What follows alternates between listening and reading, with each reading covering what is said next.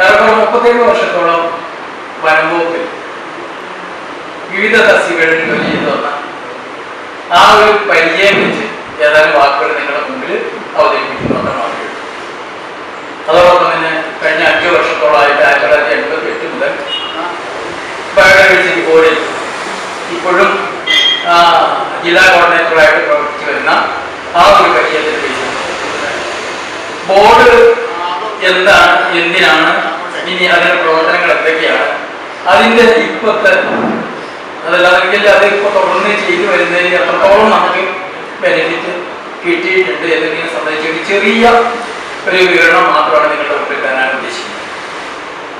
പരിസ്ഥിതി സംബന്ധമായിട്ടുള്ള കാര്യങ്ങളൊന്നും ഞാനിപ്പോൾ വിശദമായിട്ടുള്ള പറയുന്നില്ല. കാരണം അതൊക്കെ ആ കാര്യങ്ങളൊക്കെ ഒരുപാട് ബന്ധപ്പെട്ട ആൾക്കാരാണ് നിങ്ങൾ. ഇവിടെ മാധവ് സാറിനകത്ത് ആശംസ രൂപത്തിൽ നമ്മളോട് പറഞ്ഞ 1-2 കാര്യങ്ങളും വിനോദ് സാർ സംസാരിച്ചതിനും ഉൾപ്പെട്ട 2 വിഷയങ്ങൾ ഊന്നിയാണ് ഞാൻ കാര്യങ്ങൾ സംസാരിക്കുന്നത്. ഒന്ന് BMC, നമ്മളൊക്കെ ചിലർക്കെങ്കിലുമൊക്കെ പരിചയമുള്ള ബയോഡൈവേഴ്സിറ്റി മാനേജ്മെന്റ് കമ്മിറ്റി. രണ്ടാമത്തത് അദ്ദേഹം പിന്നീട് സൂചിപ്പിച്ച PBR. എന്താണ് ഇത് രണ്ടും എന്നുള്ളത് ഇപ്പൊ ഇന്നത്തെ പരിപാടിയുടെ തുടക്കത്തിൽ തന്നെ ആദ്യം തന്നെ ഞാൻ എടുത്തു പറയുന്നതാണ്. ഐക്യരാഷ്ട്രസഭയുടെ ഈ വർഷത്തെ സ്ലോഗനായിട്ട് അതല്ലെങ്കിൽ ആപ്തവാക്യമായിട്ട് അവർ സ്വീകരിച്ചതാണ് നമ്മുടെ ഈ കോഴ്സിലെ ആദ്യത്തെ വഴി. അതായത് മനുഷ്യന് മാത്രമായിട്ട് ഈ ഭൂമിയിൽ നിലനിൽക്കില്ല, നമ്മളോടൊപ്പം എല്ലാ ജീവജാലങ്ങളും ഒരുമിച്ച് ഒരുപോലെ നിന്നാൽ മാത്രമേ നമുക്ക് നിലനിൽക്കുള്ളൂ. ഏത് രൂപത്തിലാണെന്ന് വെച്ചാൽ ഒരു ചെറിയൊരു അതല്ലെങ്കിൽ ഒരു വാഹനം പല നട്ടുകളും ബോൾട്ടുകളും എല്ലാം കൊണ്ട് ഉറപ്പിച്ച ഒരു സാധനമാണ്. ഷീറ്റുകൾ ഉണ്ടാവാം, മെഷീനറിയുടെ പല ഇരുമ്പ് ഘടകങ്ങൾ ഉണ്ടാവാം, ഒരുപാട് സാധനങ്ങൾ ബന്ധിപ്പിച്ചതാണ്. അതിൽ ഓരോന്ന് ഓരോ സമയത്ത് അഴിഞ്ഞു പോയിട്ടുണ്ടെങ്കിൽ അതിന്റെ അവസ്ഥ നാളെ പിറ്റേന്ന് എന്തായിരിക്കും എന്നുള്ളത് നിങ്ങളോട് പറയേണ്ട ആവശ്യമില്ല. അപ്പൊ ആ രൂപത്തിലാണ് ഇപ്പൊ കാര്യങ്ങൾ നീങ്ങിക്കൊണ്ടിരിക്കുന്നതും. അപ്പൊ അതിലൊരു ചെറിയ ഒരു മാറ്റം വരുത്താനുള്ളൊരു ശ്രമം അധ്യക്ഷൻ നേരത്തെ സൂചിപ്പിച്ച രൂപത്തിൽ അംഗസംഖ്യ വളരെ കുറവാണെങ്കിൽ പോലും ഈ അംഗസംഖ്യ നോക്കിയിട്ട് നമ്മൾ കാര്യങ്ങൾ തീരുമാനിക്കുകയാണെങ്കിൽ 1984 സൈലന്റ് ഇവിടെ ഉണ്ടാവുമായിരുന്നില്ല. കാരണം പേരിൽ ഉണ്ടാകുന്ന വളരെ തുച്ഛമായിട്ടുള്ള ആൾക്കാരുടെ ശ്രമത്തിന്റെ ഫലമായിട്ടാണ് ഇന്ന് നമുക്ക് നമ്മുടെ പൈതൃകമായിട്ട് നിലനിൽക്കുന്ന സൈലന്റിയും അതോട് ചേർന്നിട്ടുള്ള ആ ഭാഗങ്ങളും നമുക്ക് നമ്മുടെ ഒരു അസറ്റായിട്ട് നമുക്കിന്ന് നിലനിൽക്കുന്നത്. 1992 റിയോ ഡി ജനീറോ സമ്മേളനത്തിൽ അവിടെ വെച്ചെടുത്ത അംഗരാഷ്ട്രങ്ങൾ കൂടിയിട്ട് എടുത്ത ഒരു തീരുമാനത്തിന്റെ അടിസ്ഥാനത്തിലാണ് 1994 2 വർഷത്തിന് ശേഷം ഇന്ത്യ ആ ഉടമ്പടിയിൽ ഒപ്പുവെച്ചുകൊണ്ട്, അതായത് ജൈവ ഉടമ്പടിയിൽ ഒപ്പുവെച്ചുകൊണ്ട് തുടക്കം വെച്ച ഒരു സംഭവമാണ് പിന്നീട് ഈ ജൈവ വൈവിധ്യ സംബന്ധമായിട്ടുള്ള പ്രവർത്തനങ്ങൾക്ക് ഇന്ത്യയിലും അതേ തുടർന്ന് കേരളത്തിലും അത് രൂപീകൃതമായിട്ടുണ്ട്. ഇതിനെ ബേസാക്കി, അതായത് 1992 റിയോ ഡി സമ്മേളനത്തിന് അതിനെ ചുവട് പിടിച്ചുകൊണ്ട് 2002 ഒരു ശക്തമായിട്ടുള്ള ഒരു നിയമം കേന്ദ്ര ഗവൺമെന്റ് കൊണ്ടുവന്നു. അതായത് ഇന്ത്യ ഗവൺമെന്റിന്റെ ബയോഡൈവേഴ്സിറ്റി ആക്ട്, ജൈവ വൈവിധ്യ ആക്ട്. അതേ തുടർന്ന് 2004 ആക്ട് മാത്രം നിലനിന്നുകൊണ്ട് കാര്യമില്ല, അതിനെ നടപ്പിലാക്കാനുള്ള ചില രൂപരേഖകൾ വേണം. അതിന്റെ ഭാഗമായിട്ട് 2004 ഒരു ജൈവ വൈവിധ്യ റൂളും അതായത് ചട്ടങ്ങളും രൂപീകരിച്ചു. എല്ലാ സംസ്ഥാനങ്ങൾക്കും നിർദ്ദേശം കൊടുത്തു. കേന്ദ്ര ഗവൺമെന്റ് മാത്രം വരുന്ന നിയമം നടപ്പിലാക്കിയതുകൊണ്ട് യാതൊരു കാര്യമില്ല. അത് സംസ്ഥാനങ്ങൾക്ക് അതിൻ്റെതായിട്ടുള്ള അധികാരം കൊടുക്കണം, അത് നടപ്പിലാക്കാനുള്ള നിർദ്ദേശങ്ങളും കൊടുക്കണം. അതിന്റെ അടിസ്ഥാനത്തിൽ 2005 ഈ കേരളത്തില് ജൈവ വൈവിധ്യ ബോർഡ് രൂപീകരണമാകുന്നത്. ഈ ജൈവ വൈവിധ്യ ബോർഡിന്റെ ആസ്ഥാനം തിരുവനന്തപുരത്തും ഇന്ന് കവടിയാർ. ഈ രൂപീകരിച്ച് ഇതിന്റെ പ്രവർത്തനം തുടങ്ങിയപ്പോൾ ഒരു തരത്തിൽ നമുക്ക് ദയനീയമായിട്ട് തോന്നാമെങ്കിലും അതൊരു വലിയൊരു കാഴ്ചപ്പാട് കണ്ടിട്ടാണ് അത് അതിന്റെ രൂപരേഖ തയ്യാറാക്കിയത്.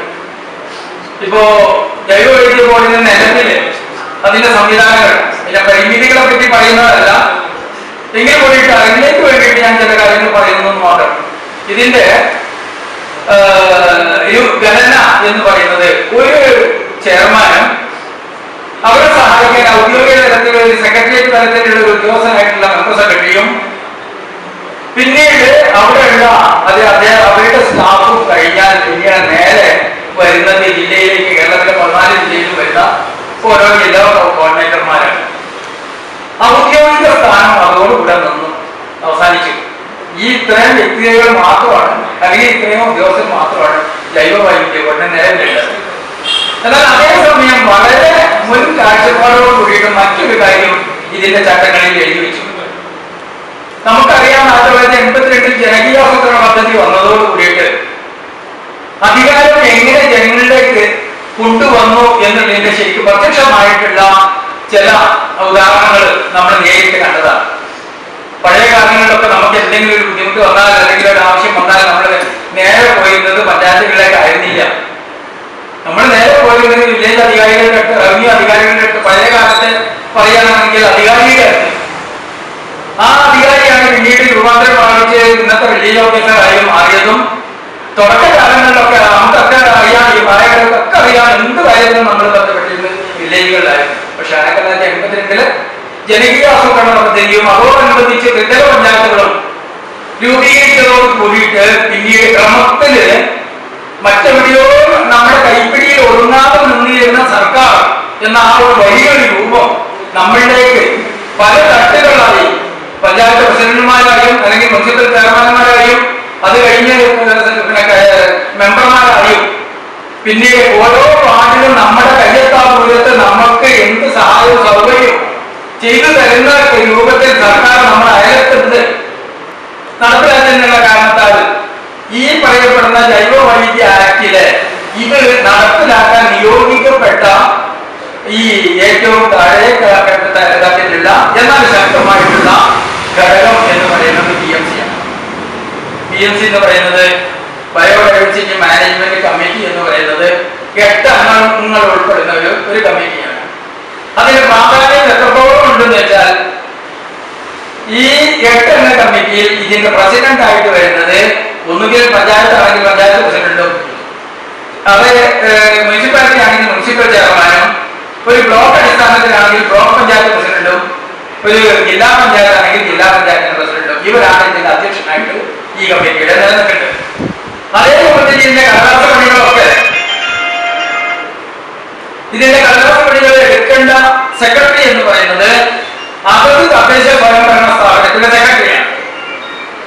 അപ്പോ ഔദ്യോഗിക തലത്തിൽ ഒരു പഞ്ചായത്തിൽ അതിനേക്കാളും വലിയ ഒരു അധികാരി വിഭാഗം ഇല്ല. അതുകൊണ്ടാണ് തലപ്പത്തിരിക്കുന്ന അവരെ തന്നെ ഇതിന്റെ കൈകാര്യങ്ങൾക്കായിട്ട് എക്സ് ഓഫീഷ്യോ അംഗങ്ങളായിട്ട് അവരെ തീരുമാനിച്ചത്. ഇനി ശേഷിക്കുന്ന 6 ആൾക്കാരുണ്ട് ഈ കമ്മിറ്റി. ഈ 6 ആൾ എങ്ങനെയാന്ന് വെച്ചാൽ, അവർക്ക് ചില മാനദണ്ഡങ്ങളുണ്ട്. ഈ മാനദണ്ഡം അത് പിന്നെ ഏതിന്റെ വഴിക്ക് പോയി എന്നുള്ളത് ഞാൻ പിന്നീട് പറഞ്ഞുതരാം. ഈ മാനദണ്ഡങ്ങൾ എന്താണെന്ന് വെച്ചാൽ, അദ്ദേഹം ഒരു പക്വ ഈ പാരമ്പര്യ കർഷകനായിരിക്കണം. ഇതിലുള്ള അംഗങ്ങളുടെ വിശേഷമാണ് ഞാൻ ഈ പറഞ്ഞോട്ടെ. ഒരു കർഷകനായിരിക്കണം, അല്ലെങ്കിൽ ഒരു പാരമ്പര്യ കുലത്തൊഴിൽ ചെയ്യുന്ന ഒരു വ്യക്തിയായിരിക്കണം. ഒന്നുകിൽ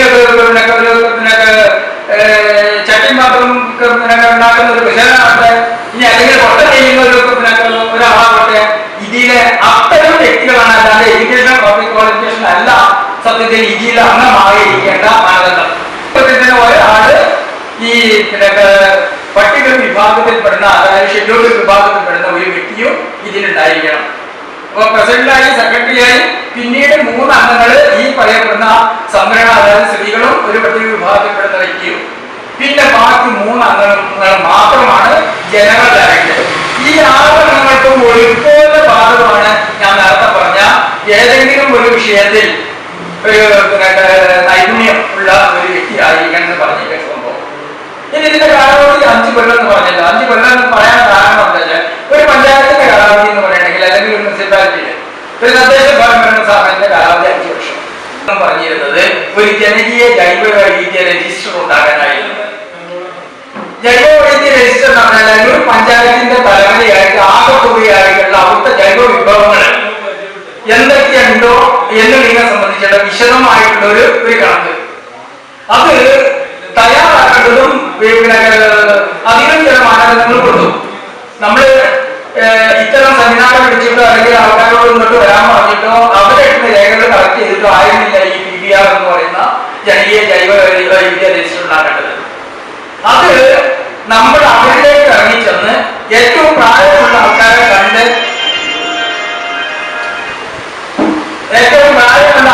നേരിൽ കണ്ട് അവരോട് ഈ പഞ്ചായത്തിന്റെ പൈതൃകത്തെ സംബന്ധിച്ച് അല്ലെങ്കിൽ പഴയമ്മയെ സംബന്ധിച്ച് സംസാരിച്ച് അവർക്ക് കിട്ടുന്ന വിവരങ്ങൾ ഏറെക്കുറെ 41ഓളം ഈ ഫോർമാറ്റുകൾ അതിൽ പൂരിപ്പിച്ചെടുത്ത് അതെല്ലാം കൂടെ ക്രോഡീകരിച്ച് കിട്ടുന്ന ഒരു വിവരങ്ങൾ വെച്ചിട്ടായിരുന്നു ഈ രജിസ്റ്റർ ഉണ്ടാക്കിയത്.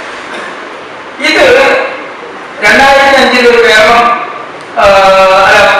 കേരളത്തിൽ ജൈവ വൈവിധ്യ ബോർഡ് രൂപീകരിച്ച് 2012 ഇന്ത്യ മഹാരാജ്യത്തെ സംസ്ഥാനങ്ങളിൽ കേരളമാണ് ആദ്യമായിട്ട് എല്ലാ പഞ്ചായത്തുകളും 1328 പഞ്ചായത്തുകൾ നിലവിലുണ്ട്. എല്ലാ പഞ്ചായത്തിലും PBR രൂപീകരിച്ചു എന്നുള്ള ആ ഒരു ആദ്യത്തെ സംസ്ഥാനം ശരിക്കും കേരളമായി ആ ഒരു ബഹുമതിയെ. പക്ഷെ അതിന്റെ രസകരമായിട്ടുള്ള വസ്തുത എന്താണെന്ന് വെച്ചാൽ അതിന്റെ പേര് തന്നെ ജനകീയ ജൈവ വൈവിധ്യ രജിസ്റ്റർ എന്നാണ്.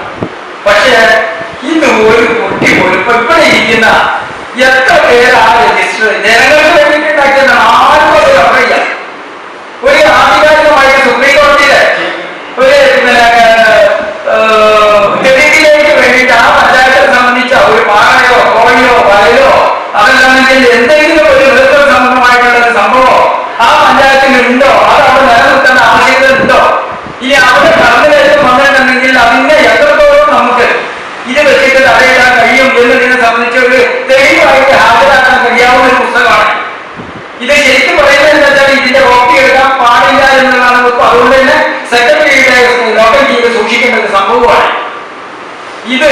എന്നാൽ അതേസമയം ഈ പഞ്ചായത്തിനകത്ത് ആർക്കും നേരിട്ട് ചെന്ന് പഞ്ചായത്തിലോ മുനിസിപ്പാലിറ്റിയിലോ സെക്രട്ടറിയോട് ആവശ്യപ്പെട്ടിട്ടുണ്ടെങ്കിൽ നിങ്ങൾക്ക് അവിടെ ഇരുന്ന് റെഫർ ചെയ്ത് ഇതിലെ വിവരങ്ങൾ എന്തൊക്കെയാണ് യഥാർത്ഥത്തിൽ പഞ്ചായത്തിനെ സംബന്ധിച്ചുള്ള വിവരങ്ങൾ അത് എഴുതിയിട്ടുണ്ടോ, ചേർത്തിട്ടുണ്ടോ, ഇവിടെയുള്ള പണങ്ങളെ സംബന്ധിച്ച്, ഇവിടെയുള്ള പണമയെ സംബന്ധിച്ച്, ഇവിടുത്തെ നാട്ടു വൈദ്യന്മാരുടെ പേര്, അഡ്രസ്, എല്ലാ വിവരങ്ങളും അവർ ഏതിലൊക്കെയാണ് സ്പെഷ്യലൈസ് ചെയ്തിരിക്കുന്നത്, എന്തെല്ലാം കാര്യങ്ങൾ ഇപ്പൊ നമ്മുടെ ഈ പഞ്ചായത്തിൽ ഹൈലൈറ്റ് ചെയ്യപ്പെടാൻ എന്തൊക്കെ കാരണങ്ങളുണ്ട്, ഇവിടുത്തെ ജനസ് അതായത് സസ്യങ്ങൾ എന്തൊക്കെയാണ്, ഇവിടെയുള്ള മൃഗങ്ങൾ എന്തൊക്കെയാണ്, ഇതിലൊക്കെ നമ്മളിവിടെ മാത്രം കാണപ്പെടുന്ന ജനറിക് ആയിട്ടുള്ള സംഭവങ്ങൾ എന്താണ്, ഇത്തരം സംഭവങ്ങളെല്ലാം ഉൾപ്പെടുത്തിയിട്ട് തയ്യാറാക്കിയ ഒരു പുസ്തകമാണ്.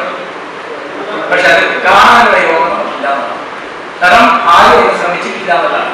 ഇനി ശ്രമിക്കാത്തതിന്റെ ഒരു പ്രധാനപ്പെട്ട കാരണം കൂടെ എന്താ വെച്ചാൽ ഇങ്ങനെ ഒരു സംഭവം പഞ്ചായത്തിൽ ഉണ്ടെന്നുള്ളതിനെ സംബന്ധിച്ച് ആർക്കും അറിയില്ല. അപ്പൊ വിദ്യാർത്ഥികളെ സംബന്ധിച്ചിടത്തോളം അവർക്കൊന്ന് റെഫർ ചെയ്യാം. എന്തെങ്കിലും ഇതിനെ സംബന്ധിച്ച് റിസർച്ച് ചെയ്യുന്ന ഒരു കുട്ടിയാണെന്ന് നോക്കുക, അവർക്ക് ഈ പ്രദേശത്തെ സംബന്ധിച്ചുള്ള ഒരു എന്തെങ്കിലും ഒരു വിവരം അറിയണം, അതിനെ സംബന്ധിച്ചൊന്ന് റിസർച്ച് ചെയ്യാൻ അവർക്ക് ഒന്ന് പരിശോധിക്കാനുള്ള ഒരു ഏറ്റവും നല്ലൊരു മാർഗമാണ് ഈ പുസ്തകം.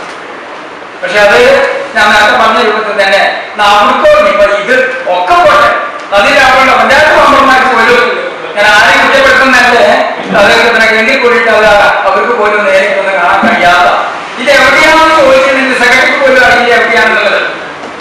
ശരിക്കും അതിന്റെ നിയമപരമായിട്ടുള്ള പ്രാബല്യം അത്രത്തോളം വലുതാണ്. അത് കാരണം സെക്രട്ടറിയുടെ ലോകം ചെയ്ത് സൂക്ഷിക്കേണ്ട ഒരു വസ്തുവാണ്. അദ്ദേഹം മാറിപ്പോകുന്ന സമയത്ത് അദ്ദേഹത്തിന്റെ പിൻഗാമിക്ക് നേരിട്ട് കൈയോടെ തന്നെ ഏൽപ്പിച്ചു കൊടുക്കേണ്ട ഒരു പുസ്തകമാണ്. ഇതിനൊക്കെ കോപ്പി ഈ കോപ്പി എടുത്തിട്ട് ഇനി എവിടെയെങ്കിലും ഏതെങ്കിലും പഞ്ചായത്തില് നിങ്ങൾ പോയിട്ട് അത് ആവശ്യപ്പെടുന്ന സമയത്ത് ആ സ്ഥാനം ഇവിടെ ഇല്ലാന്ന് പറയുകയാണെങ്കിൽ ധൈര്യമായിട്ട് നിങ്ങൾക്ക് സമീപിക്കാം. ഇത്തരത്തിലൊന്നും ഇല്ലാന്ന് പറയുകയാണെങ്കിൽ അവിടുത്തെ കോപ്പി നേരെ ഈ പറയുന്ന പഞ്ചായത്തിൽ കൊടുത്തിട്ട് അതിന്റെ സെയിം കോപ്പി എടുത്തതിന് ശേഷം ഒറിജിനൽ കോപ്പി തിരിച്ചു കൊടുക്കാൻ അതിനുള്ള സംവിധാനം ഉണ്ടാകും. ഇല്ലാത്തൊരു സംഭവം വരില്ല. കാരണം അവരുടെ നെഗ്ലിജൻസ് കാരണം അല്ലെങ്കിൽ അവരുടെ ഉപേക്ഷ കാരണം മാത്രമേ അവർ ഇല്ലാതായിട്ടുള്ളൂ. കാരണം ചില സമയത്ത് ചില പഞ്ചായത്തുകൾ ഇപ്പൊ മലപ്പുറത്ത് 94 ഗ്രാമപഞ്ചായത്തുകളാണുള്ളത്, 12 മുനിസിപ്പാലിറ്റി, 15 ബ്ലോക്ക്, ഈ ഒരു ജില്ലാ പഞ്ചായത്ത്, ഈ ബ്ലോക്കിലും ജില്ലാ പഞ്ചായത്തും. കാരണം അത് രണ്ടും കൂടെ ഈ ബ്ലോക്കും ജില്ലാ പഞ്ചായത്തും മറ്റ് ഈ പഞ്ചായത്തുകൾ കൂടി ചേർന്നതായതുകൊണ്ട് മാത്രം PBR ഇല്ല, ബാക്കിയുള്ള എല്ലാ പഞ്ചായത്തുകളിലും മുനിസിപ്പാലിറ്റിയിലും PBR ഉള്ളതാണ്. ഇനി കാണാതെ പോയാൽ ചില സമയത്ത് ചില സെക്രട്ടറിമാരെ ഞാൻ പേരെടുത്തൊന്നും പറയുന്നില്ല, അവർ പോകുന്ന സമയത്ത് ആ പുസ്തകം കൊണ്ട് പോയിട്ടുണ്ട്. എന്നിട്ട് ഇതെന്താണെന്ന് വെച്ചാൽ കാരണം ഒരുപാട് ഫോട്ടോസ് ഉണ്ടായത് പഴയ കാലങ്ങളിലുള്ള വാർഡ് മെമ്പർമാരുടെയും മറ്റുള്ള അവിടെ ആ പഞ്ചായത്തിനെ സംബന്ധിച്ചുള്ള ഒരുപാട് വിവരങ്ങൾ അതിൽ ഉൾക്കൊള്ളിച്ചിട്ടുണ്ട്. ഇത്തരം എവിടെയെങ്കിലും ഇല്ലാമെങ്കിൽ അത് പുനഃസ്ഥാപിക്കാനുള്ള നിർബന്ധമായിട്ടും, കാരണം ഇത് മാൻഡേറ്ററിയാണ്. മാൻഡേറ്ററി എന്ന് പറഞ്ഞാൽ നിയമപരമായിട്ടുള്ള ബാധ്യതയാണ്. ഇനി ഇതിലൊക്കെ വിചിത്രമായിട്ടുള്ള ഞാൻ ഇതിന്റെ സംഭവങ്ങളുടെ കടത്ത എങ്ങനെയാണെന്ന് നിങ്ങൾ മനസ്സിലാക്കി തരുന്നത് മാത്രമേ ഉണ്ട്. ഞാൻ ആരെയും കുറ്റപ്പെടുത്തിയിട്ട് പറയുന്നില്ല. ഇപ്പൊ കഴിഞ്ഞ വർഷം, ഈ കഴിഞ്ഞ ഡിസംബർ അല്ല, അതിന് മുമ്പത്തെ വർഷമാണല്ലോ ഈ പറയുന്ന പഞ്ചായത്തുകൾ രൂപീകൃതമായത്. ഇതിൽ പറയുന്ന ആദ്യത്തെ നിയമം തന്നെ എന്താ വെച്ചാൽ, നിയമപ്രകാരമുള്ള ആദ്യത്തെ ബാധ്യത തന്നെ എന്താ വെച്ചാൽ 3 മാസം കൊടുക്കുന്ന സമയത്ത് ഈ പുനരുജ്ജീവിപ്പിച്ച അല്ലെങ്കിൽ രൂപീകരിച്ച BMC-കൾ, ബയോളജിക്കൽ മാനേജ്മെന്റ് കമ്മിറ്റികൾ 3 മാസത്തിൽ ഒരിക്കൽ അവർ മീറ്റിംഗ് കൂടിയിരിക്കണം. ആ പഞ്ചായത്തിനെ സംബന്ധിച്ചുള്ള എന്തെങ്കിലും പ്രശ്നങ്ങൾ ഉണ്ടെങ്കിൽ അത് അവിടെ വെച്ച് ചർച്ച ചെയ്തിരിക്കണം. ഇനി വിചിത്രമായിട്ടുള്ള മറ്റൊന്നുകൂടെ, ഈ പഞ്ചായത്തിന് നടപ്പാക്കാൻ ഉദ്ദേശിക്കുന്ന അതായത് അവരുടെ വികസന രേഖപ്രകാരമോ പദ്ധതി രേഖപ്രകാരമോ ഈ പഞ്ചായത്തില് മണ്ണും വായുവും പിന്നെ ജലവും ഈ 3ആയിട്ട് ബന്ധപ്പെടുന്ന ഏതൊരു പ്രവൃത്തി അവർ ചെയ്യാൻ ഉദ്ദേശിക്കുന്നുണ്ടോ, ഈ സിമന്റ് കുഴക്കുന്നതോ അതല്ലെങ്കിൽ അതുമായിട്ട് ബന്ധപ്പെടുന്ന കാര്യങ്ങൾ വേണ്ട. അതല്ലാത്ത വേറെ ഈ പറയപ്പെടുന്ന ഈ നേതൃത്വ സംബന്ധമായിട്ടോ അതല്ലെങ്കിൽ മണ്ണുമായിട്ടോ ഇനി പിന്നെ വായുവായിട്ടോ ബന്ധപ്പെടുന്ന എന്തെങ്കിലും പദ്ധതികൾ ഉണ്ടെന്നെങ്കിൽ ഈ BMC-യിൽ ചർച്ച ചെയ്തതിന് ശേഷം മാത്രം അത് ആ പഞ്ചായത്തിൽ നടപ്പിലാക്കാൻ കഴിയും എന്നുള്ളത് ബോധ്യപ്പെട്ടതിന് ശേഷം അതിന് ഉത്തരവാദിത്തപ്പെട്ട അതിനെ അധികാരപ്പെടുത്തിയ ആ ഉദ്യോഗസ്ഥരാണ്, അല്ലെങ്കിൽ ഉദ്യോഗസ്ഥരല്ല, ഈ പിന്നെ ആൾക്കാരാണ് ഈ പറയപ്പെടുന്ന ഇതിന്റെ 8 അംഗങ്ങളും. അതിൽ ആദ്യത്തെ 2 എക്സ്-ഒഫീഷ്യൽ അംഗങ്ങളാണെങ്കിൽ പോലും ഈ പറയപ്പെടുന്ന കമ്മിറ്റിയുടെ മുമ്പിൽ ഇത് വെച്ച് കൊടുത്തിട്ട് അവരവിടെ വെച്ച് ചർച്ച ചെയ്തിട്ട് ഇത് പഞ്ചായത്തിന് ദോഷകരമല്ല എന്ന് ബോധ്യപ്പെട്ടതിന് ശേഷം മാത്രമേ ഇത് അപ്രൂവലിന് വേണ്ടിയിട്ട് അയച്ചു കൊടുക്കാൻ പാടുള്ളൂ എന്നുള്ളതാണ്. അതിനനുസരിച്ച് ചെലവഴിക്കാൻ കഴിയുള്ളൂ. അവരുടെ കയ്യിൽ എന്ത് അധികാരമാണ് അവർക്ക് നിയോഗിക്കപ്പെട്ട അവർക്ക് ഉണ്ടെന്നുള്ളത് അവരത് ബോധ്യപ്പെട്ട് നിയോഗത്തിൽ കൊടുക്കാനുള്ള രൂപത്തിൽ അവർക്ക് ഓരോ ഇത് വെച്ചു, പിന്നെ ട്രെയിനിങ് വെച്ചു. 2 ദിവസം നിൽക്കുന്ന ട്രെയിനിങ് ഒരു ബ്ലോക്കിലുള്ള പഞ്ചായത്തുകൾക്ക് മൊത്തം അല്ലെങ്കിൽ പഞ്ചായത്തുകളും മുനിസിപ്പാലിറ്റി. ഇപ്പൊ പെരുന്തൽമണ്ണ ബ്ലോക്ക് ഓഫീസിലാണ് അന്നത്തെ മീറ്റിംഗ് കൂടിയത്. മീറ്റിംഗ്സ് ഇപ്പോഴും ഉണ്ടാവും അവിടെ, അത് കാരണം ബ്ലോക്കും നമ്മൾ എടുത്ത് വെച്ചിട്ടുണ്ടായിരുന്നു. ഇതില് ഈ പങ്കെടുക്കുന്ന ചില പഞ്ചായത്തുകൾ തീരെ വന്നില്ല. ഈ 8 ആളുകളില് ഏതെങ്കിലും ഒരിക്കലെങ്കിലും ഇതിന്റെ കാര്യത്തിന് വേണ്ടിയിട്ടൊന്നും പറഞ്ഞേച്ചാൽ മതിയായിരുന്നു, പക്ഷെ വന്നില്ല. അത് മാത്രം ഈ വന്നവരെ സാധാരണ ചെയ്തുകൊണ്ടിരുന്ന കാര്യം എന്താ വെച്ചാൽ, ഒന്ന് ഓടിച്ചിട്ട് വരും, എവിടെ പുസ്തകം ചോദിക്കും, ആ പുസ്തകത്തിൽ വേറെ ഒപ്പിടും.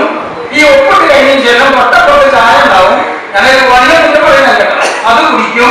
അത് കഴിഞ്ഞതിന് ശേഷം ഒരു ഫോൺ വരും കഷ്ടകാലത്തിന്, ആ ഫോൺ എടുത്തിട്ട് ഒന്നും നല്ല ഫോൺ പിടിക്കാൻ എന്നുള്ള രൂപത്തിൽ ഒന്ന് പുറത്തേക്കാണോ, അതോടുകൂടി പിന്നെ ആ ആൾ പോയി. ഇതാണ് അവരുടെ ഈ മീറ്റിംഗ് അല്ലെങ്കിൽ ട്രെയിനിങ്ങിൽ പങ്കെടുക്കുന്ന അവസ്ഥ. ഇത് ഇത്തരത്തിൽ ആ ട്രെയിനിങ് ഞങ്ങളുടെ ഒരു ബ്ലോക്കിനകത്തുള്ള ഈ ഒരു പഞ്ചായത്തിൽ 8 ആളുണ്ടാവുമല്ലോ, ഈ 8 ആൾ വെച്ചിട്ട് ഒരു ബ്ലോക്കിനകത്ത് 5ഓ 8ഓ പഞ്ചായത്തുകൾ ചിലപ്പോൾ ഉണ്ടായിരുന്നു ഒരു ബ്ലോക്കിനകത്ത്. ഈ 8 പഞ്ചായത്തുകളും കൂടിയിട്ട് അവരുടെ 100 ആളുണ്ടോ. ഈ 100 ആൾക്കുള്ള ഭക്ഷണം, ഉച്ചക ഭക്ഷണം പിന്നെ റെഡിയാക്കിയിട്ട് ഞങ്ങൾ ഇവിടെ കാത്തിരിക്കും. ഇത് ഈ പറയുന്ന മീറ്റിംഗ് ഉച്ചയ്ക്കായി 1 മണിയായി 2 മണിയായി. ഇത് 1 മണി നേരമാണെന്ന് എന്തെങ്കിലും ഗതിയിൽ ചോദിച്ച് ഇറങ്ങി പോകാനല്ലാതെ ആ ചോറ് അതേ രൂപത്തിൽ തന്നെ ഒഴിവാക്കേണ്ടതില്ല. ഇനി അത്തരത്തിലാണ് ഈ മീറ്റിംഗ് വെച്ചാൽ ഇനി അങ്ങോട്ടൊന്നും പോകണ്ട. ഈ അടുത്ത സമയത്ത് നടന്ന ഈ കഴിഞ്ഞ മാർച്ച് 22-ാം തീയതി നമ്മുടെ മലപ്പുറം ജില്ലാ പഞ്ചായത്ത് ഹാളിൽ വെച്ച് എല്ലാ BMC-കൾക്കും 2 കേറാനായിട്ട്, അതായത് രാവിലെ 10 മണി മുതൽക്ക് ഉച്ചയ്ക്ക് 1 മണി വരേക്കും, ആ ഉച്ചയ്ക്ക് 2 തൊട്ട് വൈകിട്ട് 5 മണി വരേക്കും ഇത് ഈ BMC-കൾക്ക് ട്രെയിനിങ് നടത്തി. മൊത്തം ഇവിടുത്തെ കണക്കൂട്ടുകയാണെങ്കിൽ 488 ഈ ആൾക്കാർ ഇതിൽ പങ്കെടുക്കേണ്ടതാണ്. കാരണം ഞാൻ പറഞ്ഞത് 94 ഗ്രാമപഞ്ചായത്തുകളുണ്ട്, പിന്നെ 12 മുനിസിപ്പാലിറ്റി ഉണ്ട്, 15 ബ്ലോക്കുകളുണ്ട്, ഒരു ജില്ലാ പഞ്ചായത്തുണ്ട്. ഈ പറയപ്പെടുന്ന 8 അംഗങ്ങളും കൂടിയിട്ട് ഈ പിന്നെ മൊത്തം ഈ 480-ലധികം ആൾക്കാർ അതിൽ പങ്കെടുക്കേണ്ടതായിരുന്നു. ആകെ വന്ന അംഗസംഖ്യ ഇപ്പോഴും എന്റെ കയ്യിൽ 167. ഇതിനെപ്പറ്റി വരാൻ, അതായത് കുട്ടിയെ വരാത്ത 14ഓളം പറ്റാതെ ഒരു കുട്ടീനെ പോലും പറഞ്ഞാൽ. അപ്പോ ഈ ഒരു അവസ്ഥയിൽ DMC എന്താണെന്നോ അവരുടെ ഉത്തരവാദിത്വം എന്താണെന്നോ അവർ പോലും അറിയാത്ത, അല്ലെങ്കിൽ പിന്നെ അറിയാൻ താല്പര്യപ്പെടാത്ത അത്തരം DMCകളെ നിലനിർത്തുന്നതിൽ അർത്ഥമൊന്നുമില്ല. ഞങ്ങൾ പലതവണ ഞങ്ങൾക്ക് കിട്ടുന്ന വേദികളിലൊക്കെ പറഞ്ഞതാണ് ഇതിന് ഞങ്ങൾ കാണുന്ന ഒരു പരിഹാരമാകുന്നുള്ളത്. നിയമം ശക്തമായിട്ടുണ്ടെങ്കിൽ പോലും നിയമപരമായിട്ട് നടപ്പാക്കാൻ ഇതിന് എന്തെങ്കിലും ഒരു മാർഗം സ്വീകരിക്കുക.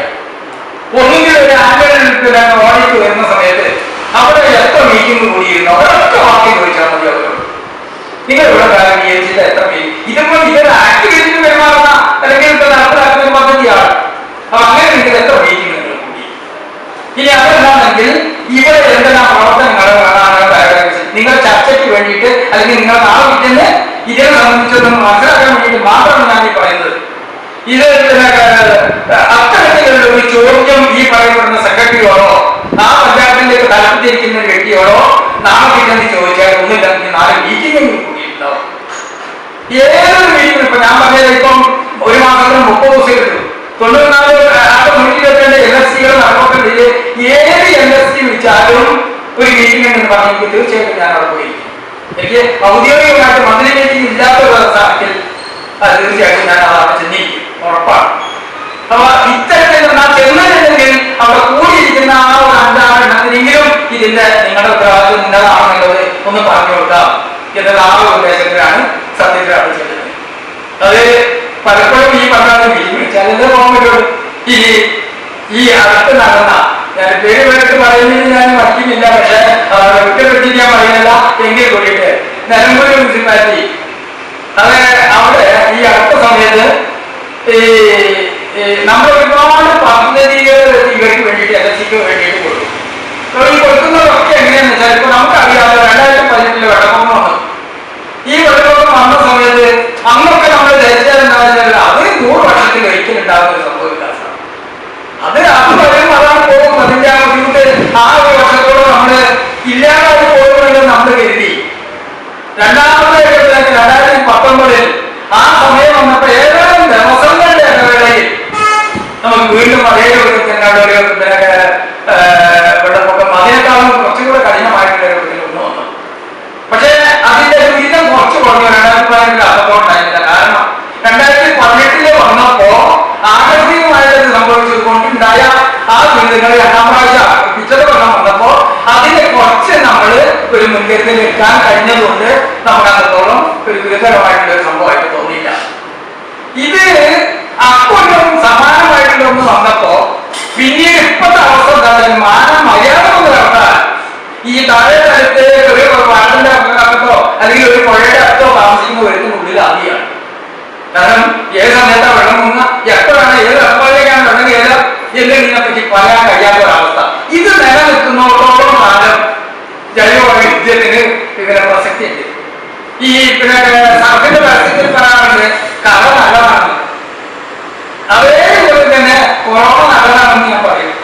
കാരണം കുറച്ച് സമയമെങ്കിലും വീട്ടില് നമ്മുടെ ചുറ്റുപാടുകൾ അല്ലെങ്കിൽ ജൈവവൈവിധ്യമായിട്ട് ബന്ധപ്പെടാനും വീട്ടിലുള്ള താളും തകരെയും അതേപോലെ തന്നെ വെങ്ങിന്റെയും കൂട്ടാൻ പറ്റാനുള്ള ആ ഒരു ചാൻസ് നമുക്ക് ഉണ്ടാക്കി തന്നത് ഈ പറയപ്പെടുന്നത് കൊണ്ടാണ്. ഒരല്പം ബോധം, പക്ഷെ അതിപ്പോഴാണ് മാത്രമല്ല, കാരണം മുഖംമൂടി കമ്മ്യൂണിറ്റി പറഞ്ഞാണ്.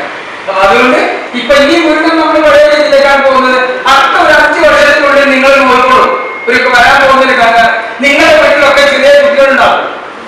ആ കുട്ടികള് കണ്ണുകളൊക്കെ എടുത്ത് പോയിട്ട് കണ്ണട വെച്ചിട്ടില്ല എന്നെങ്കിൽ നോക്കോളൂ. അത് ഈ ഇതോട് വന്ന ഒരു പരിമിതമല്ല, നോക്കോളൂ. കാരണം സംഭവിക്കാൻ പോകുന്ന ഒരു സംഭവം കുട്ടികളുടെ എത്രത്തോളം അതിനോട് അഡിക്റ്റ് ആയിരുന്നത്. അപ്പൊ ഇത്തരത്തില് ഈ പ്രകൃതി ദുരന്തങ്ങൾ വരുന്ന സമയത്ത് അതിനെ മറികടക്കാൻ ഇപ്പം ഈ വികസിത രാഷ്ട്രങ്ങളെ സംബന്ധിച്ചിടത്തോളം ഇപ്പൊ ജപ്പാനാവട്ടെ അമേരിക്ക ആവട്ടെ അതല്ലെങ്കിൽ അതുമായുള്ള വൻകിട രാഷ്ട്രങ്ങൾക്ക് അവർക്ക് സത്യത്തിൽ ഈ ഇഷ്ടംപോലെ പൈസ ഉണ്ട്, പക്ഷെ ചെലവഴിക്കാൻ സ്ഥലമില്ല, മാർഗമില്ല. അങ്ങനെയുള്ള ആത്തരമൊക്കെ രാഷ്ട്രങ്ങൾ നമുക്ക് ധനസഹായം നമ്മൾ പറഞ്ഞാൽ വികസിച്ചുകൊണ്ടിരിക്കുന്ന അവികസിത എന്നും പറഞ്ഞോളാം എങ്കിലും കൂടിയിട്ട് 2 ഘട്ടം നിലയിൽ നിർത്തുന്ന ഒരു രാഷ്ട്രമാണ് നമ്മൾ. അപ്പം നമ്മളെ സംബന്ധിച്ചിടത്തോളം ഇത് ചെലവഴിക്കാൻ ഇഷ്ടമായി മാർഗങ്ങളുണ്ട്. അതുകൊണ്ട് അവരെന്ത് ചെയ്യും? ഇപ്പൊ നിങ്ങളുടെ വീട്ടിൽ നിർത്തുന്നത് മാറാൻ മാവാണെങ്കിലും രണ്ടും ചെയ്യുന്ന ഗുണം ഒന്നാണ്. കാരണം അത് ഓക്സിജൻ ഉണ്ടാക്കി തരുന്ന ഒരാളുടെ മാവുകളാണ്. എന്റെ വീട്ടിലെ വളർന്നു നിൽക്കുന്ന ഒരു വൃക്ഷം അത് ഞാൻ നട്ടു വളർത്തിയതാണെന്ന് കരുതിയിട്ട് എനിക്ക് മാത്രമേ ഓക്സിജൻ തരുന്നില്ലല്ലോ. അത് എല്ലാവർക്കും ഗുണപരമാണ്. അപ്പൊ അതേപോലെ തന്നെ ഇവിടെ നിങ്ങൾക്ക് ഒരു മരം നട്ട് വളർത്തിയിട്ടാണെങ്കിൽ ഇവിടുത്തെ പരിസ്ഥിതി നന്നാക്കിയാൽ അതിന്റെ ഉപകാരം ഈ എല്ലാ കാര്യങ്ങൾക്കും എല്ലാ ജനങ്ങൾക്കും ഈ ഭൂമിയിലുള്ള എല്ലാ ജീവജാലങ്ങൾക്കും കിട്ടും. അതുകൊണ്ട് ഇതിന് ഫണ്ടിങ്ങിന് ഈ പറയപ്പെടുന്ന ആൾക്കാർ തയ്യാറാണ്. ഈ പരിഹാരങ്ങൾ ആ ഫണ്ട് ഉപയോഗിച്ച് ഫലപ്രദമായിട്ടുള്ള രീതിയിൽ കാര്യങ്ങൾ നടത്താൻ ഈ കിട്ടുന്ന ഫണ്ട് നമ്മൾ എല്ലാ സ്ത്രീകൾക്കും വീതിച്ചു കൊടുക്കും. വീതിച്ചു കൊടുക്കുന്നത് എങ്ങനെയാ? അവരുടെ ഓരോരുത്തർക്ക് ആവശ്യപ്പെട്ട ഇന്ന പദ്ധതിയുണ്ട്, ഇത് നമുക്കൊന്ന് ഈ പഞ്ചായത്തിനകത്ത് നടപ്പാക്കണം. ഇതിന് വേണ്ടിയിട്ട് നമ്മൾ പ്രപ്പോസൽ ചോദിക്കും, ഒരു ഡേറ്റും വെക്കും. ഈ ഡേറ്റ് ഒരു 15-ാം തീയതി വെക്കുന്നുണ്ടെങ്കിൽ 15-ാം തീയതി വരെ കൂടി കുട്ടി തിരിഞ്ഞു നോക്കില്ല. കാരണം അത്തരത്തിലുള്ള ഒരു പ്രപ്പോസലും ആ പഞ്ചായത്തിൽ ഇല്ല. എന്തുകൊണ്ടാന്ന് വെച്ചാൽ നമ്മൾ തുറന്നു തന്നെ ഞാൻ പറഞ്ഞുതരാം, ഈ ജൈവ വൈവിധ്യ പ്രവർത്തനങ്ങളെ കൊണ്ട് വല്ലാതെ കഴിക്കുന്നില്ല. അല്ല, അതിനൊരു ലിമിറ്റ് ഉണ്ട്. ഒരു പാഠം നടന്നോ ഒരു സൗദം നടത്തുന്ന രൂപത്തിലോ അല്ലെങ്കിൽ അത്തരത്തിലുള്ള ഒരു പ്രവർത്തനം നടത്തുന്ന രൂപത്തിൽ ഒരു മരം വെച്ച് പിരിച്ചാലോ അല്ലെങ്കിൽ അത്തരത്തിലുള്ള പ്രവർത്തനം നടത്തിച്ച വരില്ല. അതുകൊണ്ട് ആ വക കാര്യങ്ങളിൽ പലർക്കും താല്പര്യമില്ല, ഒരു പ്രൊഫഷൻ വരില്ല. അപ്പം എന്തെങ്കിലും 15-ാം തീയതി 30-ാം തീയതി വീണ്ടും ഒരു മാസം കിട്ടും. ഇതിനൊന്നും കഴിയാതെ വരുന്ന സമയത്ത് കടം നടക്കും. എന്നിട്ട് എന്ത് ചെയ്യുന്ന വെച്ചാൽ ആരെങ്കിലും കൊടുത്ത പ്രൊപ്പോസൽ ഉണ്ടെങ്കിൽ അവർക്ക് ഒരു 2-3 പ്രോജക്റ്റായിട്ട് സമാനമായിട്ടുണ്ടാകും കൊടുക്കും. ഇതാണ് സാധാരണ പതിവ്. ഉദാഹരണം ഞാൻ പറഞ്ഞുതരാം. മലപ്പുറം മുനിസിപ്പാലിറ്റി, ഈ മുനിസിപ്പാലിറ്റിയില് ഈ ആകെ ജില്ലയില് ഞാൻ നേരത്തെ പറഞ്ഞ രൂപത്തിൽ തന്നെ ഈ ജൈവ വൈവിധ്യ പ്രവർത്തനങ്ങൾക്ക് വേണ്ടിയിട്ട് പ്രപ്പോസൽ കൊടുക്കാൻ വേണ്ടിയിട്ട് ആവശ്യപ്പെട്ടതിൽ മലപ്പുറം ജില്ലയിൽ 4 LSCകളാണ് ആകെ കൊടുത്തത്. ഒരു ജില്ലയ്ക്ക് ഒരു പദ്ധതി രൂപം വീതം കൊടുക്കാനായിരുന്നു ഉദ്ദേശിച്ചത്. അങ്ങനെ 14 ജില്ലക്കും ഓരോ പദ്ധതികൾ. അത്തരത്തിലുള്ള ചോദ്യം മാത്രമേ നമ്മൾ ചോദിക്കുകയുള്ളൂ. എന്നാൽ അവസാനം ഞങ്ങൾ ആരെങ്കിലും പോകും, നേരെ ചുറ്റും അതിൻ്റെ ഒരു വീഡിയോ ക്ലിപ്പ് നിർത്തും, അത് നേരിട്ട് ബോർഡിലേക്ക് അയച്ചു കൊടുക്കും. ഇത്രയും വേണ്ടു. അപ്പൊ ഇതിന് പകരം ഒരു 10 മിനിറ്റ് അല്ലെങ്കിൽ ഒരു അരമണിക്കൂറോ ഇതിന് എഴുതിയിട്ട് ഈ പഞ്ചായത്തിന്റെ പേരും പാർട്ടിയുടെ പേരും എന്താണ് ചെയ്യാൻ ഉദ്ദേശിക്കുന്നത്? ഒരു PWD എസ്റ്റിമേറ്റ് ഇതിന് വേണ്ട.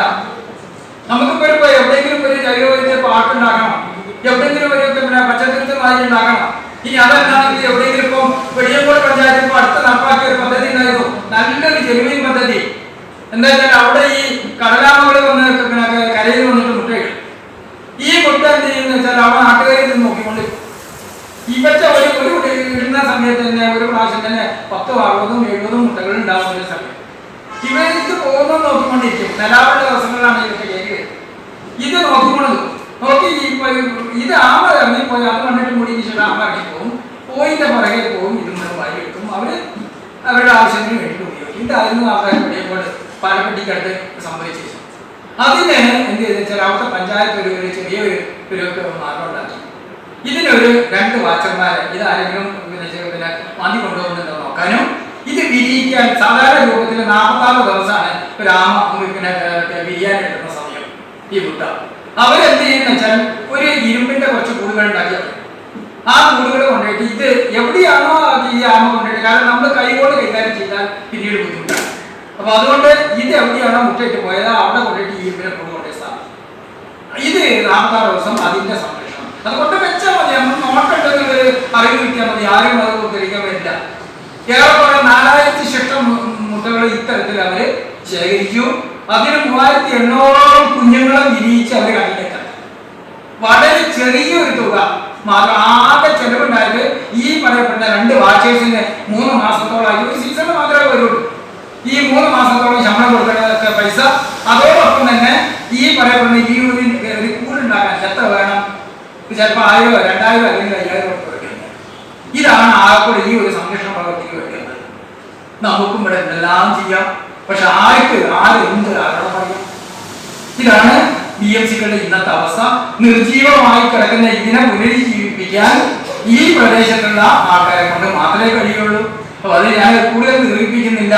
കാരണം നമ്മുടെ ഭാവി തലമുറ അവരുടെ സംരക്ഷണത്തിനെങ്കിലും നമ്മുടെ കുഞ്ഞുങ്ങളുടെ നാളേക്ക് തന്നെ നിലനിൽക്കുന്നെങ്കിലും ഇത്തരത്തിലുള്ള ഈ പറയപ്പെടുന്ന BMCയോ അതല്ലെങ്കിൽ ഈ പഞ്ചായത്തുകളിലുള്ള ഇത്തരത്തിലുള്ള കമ്മിറ്റിയോ ഇതൊന്നും നിലനിർത്തേണ്ടതും അത് ഒരു പ്രവർത്തന സജ്ജമാക്കണം.